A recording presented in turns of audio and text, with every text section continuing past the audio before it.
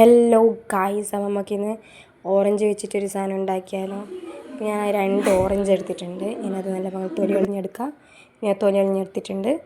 ഇനി നമ്മളിതിന് മസാല തയ്യാറാക്കാം. സിമ്പിൾ മസാലയാണ്. അപ്പോൾ ആദ്യം തന്നെ മുളക് പൊടി ഇട്ട് കൊടുക്കാം. ഞാനവിടെ 1.5 സ്പൂൺ മുളക് പൊടി എടുത്തിട്ടുണ്ട്.